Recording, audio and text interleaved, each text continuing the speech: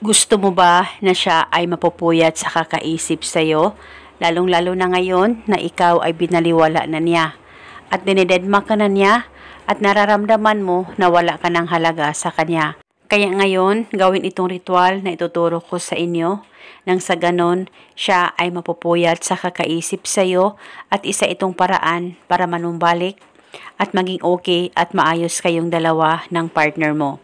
At dahil sa sobrang mahal na mahal mo siya, gagawin mo lahat para sa kanya. Basta tiwala lang, gawin sa mabuti at hilingin ng buong puso.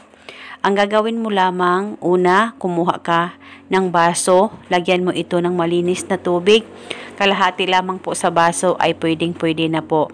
At pagkatapos, maglagay ka ng isang kutsarang asin at kumuha ka ng papel at panulat. Isulat sa papel ang kanyang tunay na pangalan at apelyido ng 7 beses.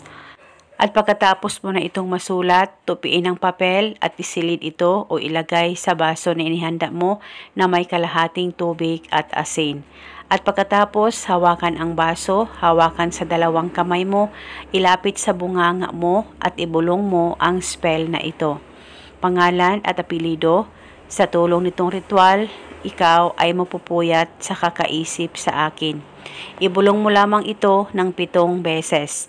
At pagkatapos, ilagay itong ritual sa ilalim ng kama mo o di kaya sa ibabaw ng kabinet mo. Huwag mong takpan ang ritual at itago ito hanggang 3 araw.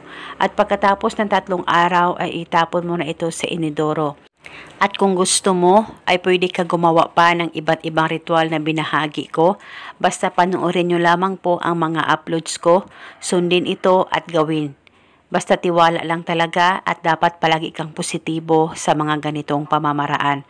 At paniguradong ito ay makakatulong sa inyong dalawa ng partner mo. At kahit gaano pa kayo kalayo sa isa't isa, ay ikaw palagi ang iisipin niya. At eto muna sa ngayon, maraming salamat po sa panonood. May God bless us all.